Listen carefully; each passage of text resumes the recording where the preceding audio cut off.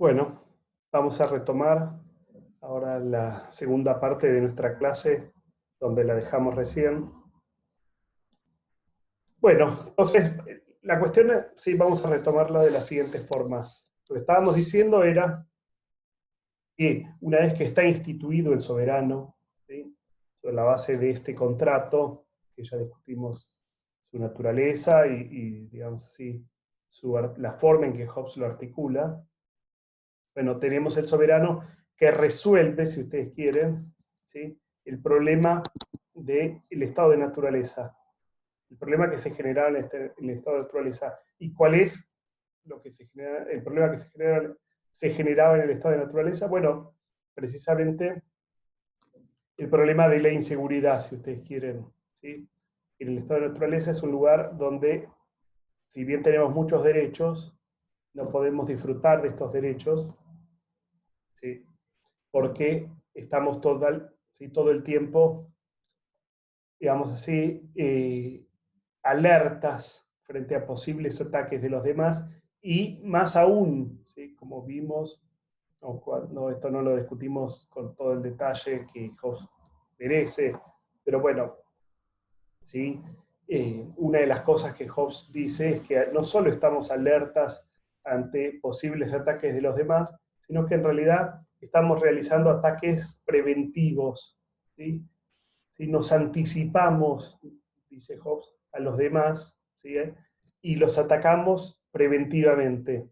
Y dada la simetría en la cual están, digamos así, ubicados todos los participantes, todas las personas, ¿sí?, se da el problema de que todos nos atacamos mutuamente y estamos, por lo tanto, víctimas de estos ataques, cuando estaríamos mejor si nadie se atacara, ¿sí? Este problema o esta paradoja, si ustedes quieren, se ha discutido mucho en la literatura y se ha usado con mucha utilidad, ¿sí?, ciertas herramientas matemáticas, sobre todo un modelo muy simple de la teoría de los juegos, así llamada, es una teoría de la matemática, digamos, para ver esta pequeña paradoja o en todo caso dificultad, ¿sí? Y es que todos estamos peor, ¿sí?, de lo que estaríamos si cumpliésemos con las leyes naturales,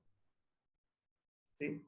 Bueno, lamentablemente no tenemos tiempo para discutir este tema ahora, sino lo que me interesa discutir ahora es la cuestión de que una vez que pasamos al estado de sociedad civil, donde tenemos un soberano, el soberano efectivamente garantiza la paz y la seguridad, ¿sí? Y esa es la razón, por la cual hacemos este pasaje, ¿sí?, y por la cual renunciamos a nuestros derechos.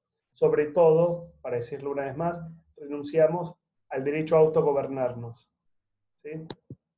Ahora bien, ¿sí?, ¿qué es lo que hace el soberano? Bueno, hay dos formas, me parece a mí, de entender, ¿sí?, la manera en que el soberano se impone sobre la ciudadanía, ¿sí?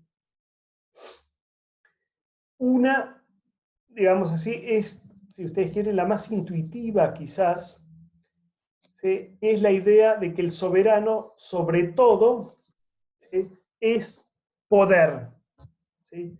¿Se acuerdan cuando discutimos al principio, antes de los videos, en los textos que yo les dejé, la cuestión de la autoridad y la obligación política? ¿Sí? En un momento, uno de los textos contrapone, ¿sí?, la autoridad con el poder o la coerción, ¿sí? Poder causal, poder empírico o coerción, ¿sí?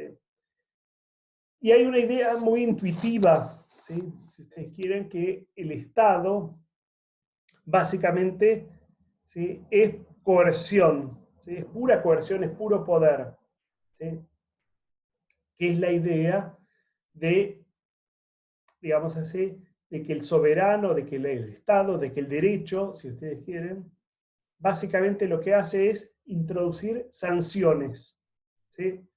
Sanciones que vuelven racional, que vuelven prudente, que vuelven conveniente, ¿sí?, el cumplimiento de las leyes naturales, ¿sí?, cuyo cumplimiento era irracional en el estado de naturaleza, ¿sí? Hay muchos pasajes donde Hobbes dice cosas que llevan a entenderlo de esta manera, pero uno famoso, en todo caso muy, muy claro, ¿sí? Es, ¿sí?, este pasaje que está en el capítulo 17 del Leviatán. ¿Sí? Hobbes escribe ahí: los pactos no descansan en la espada, que no descansan, perdón, en la espada, no son más que palabras sin fuerza para proteger al hombre en modo alguno. Si ustedes recuerdan que el estado de naturaleza, hay una norma natural, una ley natural, que es la norma de la justicia, que dice que hay que cumplir los contratos. ¿Sí? Ahora, ¿qué pasa? Estos contratos, ¿sí?, no se cumplen en el estado de naturaleza. ¿Por qué? Bueno, una forma de entenderlo a la luz de esta idea es que en el estado de naturaleza no me conviene cumplir los pactos. ¿Sí? Y que lo que hace el soberano, ¿sí?, lo que cambia en la sociedad política, es que el soberano, ¿sí?, digamos así, me da incentivos para cumplir con estos contratos, por ejemplo. ¿Cómo? Castigándome si los incumplo. Y, digamos así,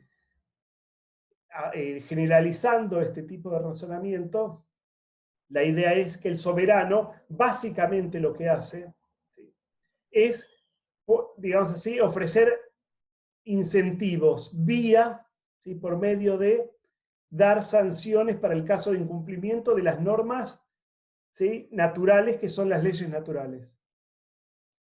¿Sí?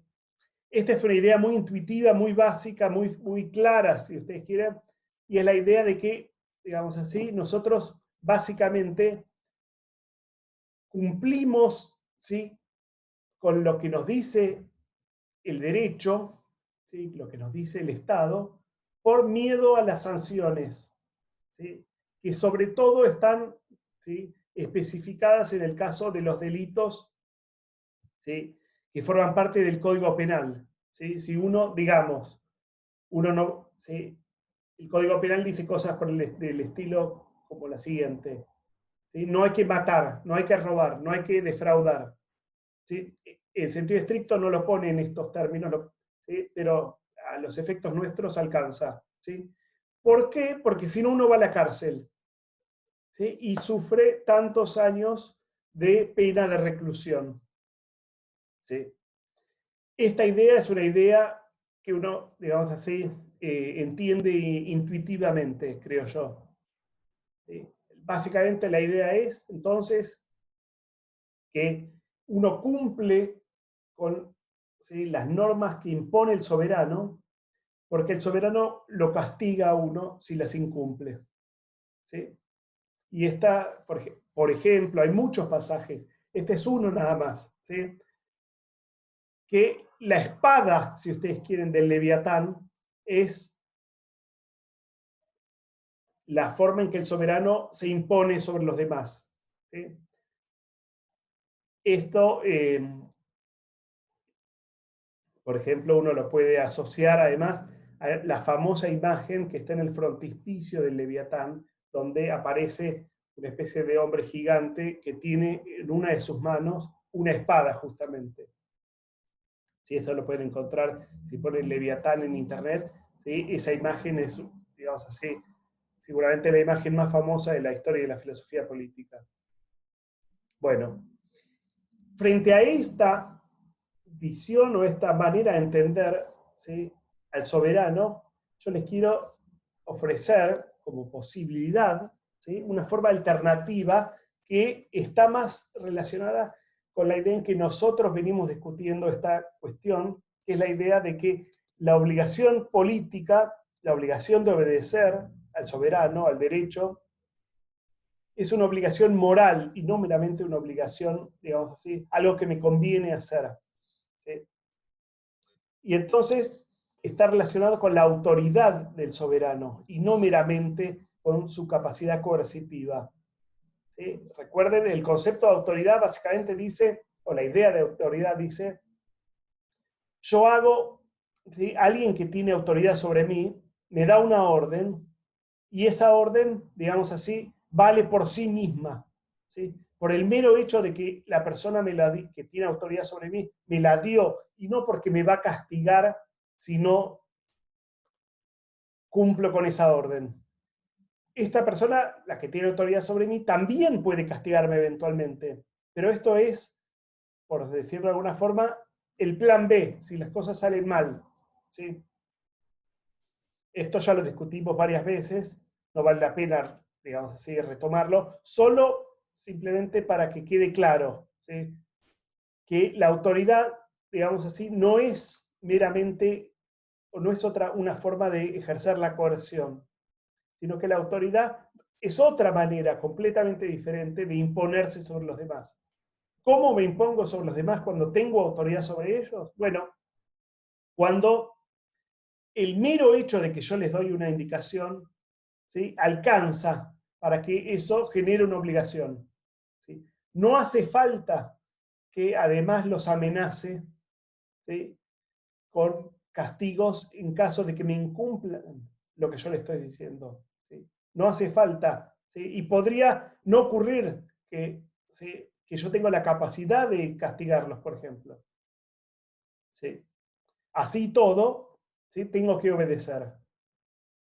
Y además puede darse el caso que uno, como plan B, digamos, como alternativa, diga, bueno, si no haces lo que yo te digo, ¿sí?, te castigo. Pero eso obviamente, digamos así, es por si las cosas no salen de la forma esperada, ¿sí? Como discutimos, como en algún momento en clase, un ejemplo, digamos, así medio banal, pero claro, me parece, es el ejemplo de la madre que le dice al chico, al hijo, anda a bañarte, ¿sí? Supongamos que el hijo tiene 14 años, no que tiene 40 años. Si tiene 14 años, uno diría, bueno, tiene que hacer lo que le dice la madre, porque la madre se lo dice. Y punto. No hay muchas vueltas. La madre además le puede decir, y si no te vas a bañar, ¿sí?, no te, ¿sí?, doy un regalo. O, ¿sí?, digamos así, o no ves televisión, ¿sí? Puede ser una zanahoria, digamos así, en el sentido, un incentivo que lo beneficia, o puede ser un castigo, ¿sí?, que es el caso de la coerción. Si no haces lo que yo te digo, ¿sí?, te sanciono de cierta forma. Bueno, pero es claro que acá son dos cosas separadas, ¿sí? Por un lado está la orden, que se supone que opera autoritativamente, ¿sí? La madre, por el mero hecho de darle la orden, de decirle que se vaya a bañar, eso alcanza, se supone, para que se vaya a bañar el hijo. Y además, si no salen bien las cosas, puede decirle, bueno, y si no lo haces, entonces no ves televisión, por ejemplo. O lo que fuere, ¿sí? Esto es el plan B. Si no lo haces por las buenas, lo vas a hacer por las malas, digamos, ¿sí? Pero debería ser claro que son dos cosas diferentes.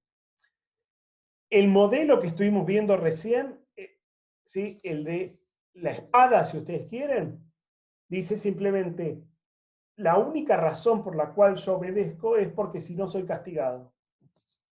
Pero hay otro modelo, ¿sí?, que uno puede rastrear en Hobbes, creo yo, y es la idea de que el soberano opera autoritativamente, ¿sí?, que da órdenes autoritativas, órdenes que son obligatorias por el mero hecho de que el soberano las da, y en todo caso, que la coerción es un plan B, ¿sí? Y una distinción, ¿sí?, una forma de articular esta distinción, es que es la última parte que vamos a estudiar de Hobbes, ¿sí?, es en los capítulos 25 y 26 del Leviatán. Lamentablemente no vamos a tener más tiempo de estudiar otras cosas, ¿sí?, aunque hubiera sido interesante. Pero sí me interesa destacar ciertos pasajes del capítulo 25 primero, y después ver cómo esto se articula con una idea que está desarrollada en el capítulo 26. Entonces, en el capítulo 25, Hobbes primero hace una distinción conceptual, ¿sí?, entre dos, digamos así, cosas que se parecen bastante, dice él, pero que son en realidad diferentes. ¿Sí? Y él dice, es la distinción o las diferencias entre las órdenes y los consejos. ¿Sí? O, si ustedes quieren, entre un mandato y un consejo. ¿Sí? Un consejo, ¿sí?, como el que me da mi amigo cuando yo le digo, ¿sí?, quiero bajar de peso, y me dice, bueno, tenés que ir al gimnasio y hacer una rutina, o tenés que cambiar tu dieta. ¿Sí? Ese es un consejo que me da mi amigo cuando yo se lo pido, digamos. Pero se supone que una orden que me da mi jefe, por ejemplo, no es meramente un consejo que me dice, sí, ¿sí?, hace esto porque te conviene. ¿Sí? En fin, entonces Hobbes distingue estas dos nociones. ¿Sí? Las dos son iguales en el sentido que son imperativas. ¿Sí? Dice, hace tal cosa. Cuando alguien me da una orden, me dice, hace esto, o no hagas esto otro. Cuando alguien me da un consejo, me dice lo mismo. Me dice, hace esto o no hagas esto otro. Pero, digamos así, la forma en que se supone que afectan mi razonamiento práctico son fundamentalmente diferentes. ¿Sí? Y Hobbes dice claramente, ¿sí?, cuando hace esta distinción. ¿Sí? Dice, orden es cuando un hombre dice, haz esto o no hagas esto, ¿sí?, sin esperar otra razón que la voluntad de quien formula el mandato. ¿Sí? La razón para actuar, para obedecer la orden, es la voluntad del comandante.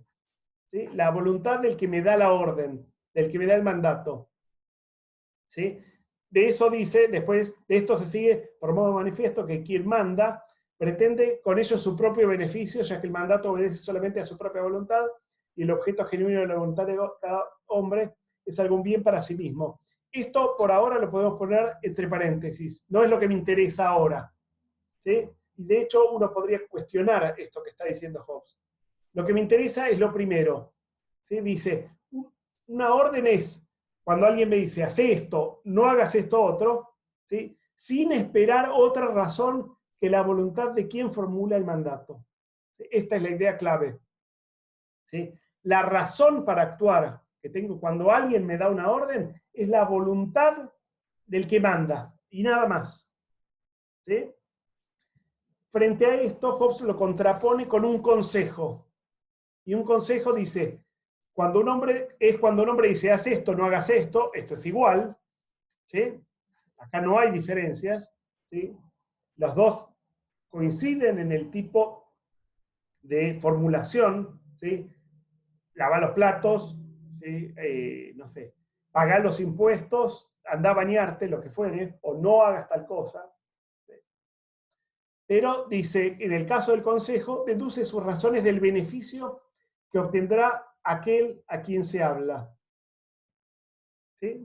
Y de ahí sigue. De ello es evidente que quien da consejo pretende solamente el bien de aquel a quien se da el consejo. Digamos, para retomarlo, ¿sí?, o reformularlo. Mi amigo me da un consejo cuando me dice, ¿sí?, tenés que cambiar tu dieta, tenés que dejar de comer, ¿sí?, hidratos de carbono y tenés que comer más verduras y frutas, por ejemplo, si querés bajar de peso. ¿Sí? No me está, digamos así, la razón que yo tengo para obedecer, para actuar de la forma indicada, es mi propio beneficio si yo quiero, digamos así, bajar de peso. ¿Sí? Cuando mi jefe, en cambio, alguien que tiene autoridad sobre mí, me da una orden, no es mi beneficio el punto clave. ¿Sí? El punto clave es que él me lo dice, es que es su voluntad. Mi jefe dice, anda y hace tal cosa porque yo te lo digo. Punto. ¿Sí? Nada más. Esta es la distinción. ¿Sí? En un caso hay un consejo. ¿Sí? Y, digamos así, yo tengo razones para cumplir con el consejo porque yo quiero en última instancia. Pero lo importante es que la orden depende solamente de la voluntad del que da la orden, ¿sí? Del comandante. Esto, ¿sí? Esta es la distinción que Hobbes hace en el capítulo 25. Y en el capítulo 26, ¿sí? Es mi segunda página acá, ¿sí? Cuando Hobbes articula su teoría del derecho, de la ley, ¿sí? Del derecho civil, digamos así, no de la ley natural, sino de la ley civil, ¿sí? Hobbes retoma esta distinción que había hecho en el capítulo 25 entre consejos y mandatos y dice lo siguiente. Es evidente, en primer término, que la regla, ¿sí? Es cuando está hablando del derecho, de la ley, ¿sí? Que la regla en general no es consejo sino orden, ¿sí? No, es una orden, no es un mero consejo. El derecho, ¿sí? El Estado, no me dice, si querés, si, digamos así, evitar ciertos males, ir a la cárcel, digamos, hacer lo que yo digo, ¿sí? No, no es la forma en que articula, ¿sí? Que pretende, que espera que yo obedezca, ¿sí? Más bien dice, esto es lo que yo creo que vos tenés que hacer y vos lo debes hacer porque yo lo digo. No es un consejo, ¿sí? Sino es un mandato, es una orden, ¿sí? Y agrega Hobbes, ¿sí? No es cualquier orden, sino, dice, no orden de un hombre a otro, sino solamente de aquel cuya orden se dirige a alguien a quien anteriormente está obligado a obedecerle. Y en cuanto a la ley civil, añade solamente el nombre de la persona que manda, que es la persona civitatis, la persona del Estado. En fin, solo lo que me interesa destacar es que esta distinción entre consejo y mandato, por un lado, y segundo, la definición que da Hobbes de ley, ¿sí? Como orden y no consejo, es un modelo que se contrapone al modelo de la coerción, ¿sí? En el modelo de la autoridad, ¿sí? Es la voluntad del soberano y nada más. No el hecho de que el soberano me castigue. No significa que el soberano no me pueda castigar, ¿sí? Pero este castigo es, por así decirlo, como dijimos con anterioridad, el plan B, si las cosas no salen bien. Pero si las cosas salen bien, si ustedes quieren, alcanza con la mera voluntad del comandante. Si el comandante no me tiene que amenazar, además, con sanciones para que yo haga lo que me dice. Alcanza, ¿sí? Es suficiente con, ¿sí? Que me dé una orden, ¿sí? Espero haber sido claro y en todo caso, si no lo fui, lo podemos retomar el viernes en esta discusión que vamos a tener o esta clase de consulta que vamos a tener en Zoom, ¿sí? El viernes a las 14:30. Por lo pronto, lo que me interesa es que ustedes retomen esta distinción con el texto que yo les dejé, ¿sí? Al principio con los diferentes textos sobre la autoridad y la obligación política, ¿sí? Sobre todo el texto que yo les dejé sobre la manera en que una autoridad afecta el razonamiento práctico y cómo esto se contrapone con la manera en que alguien que meramente ejerce la coerción, ¿sí? Bueno, los dejo por acá y espero que anden muy bien. Les mando un saludo grande.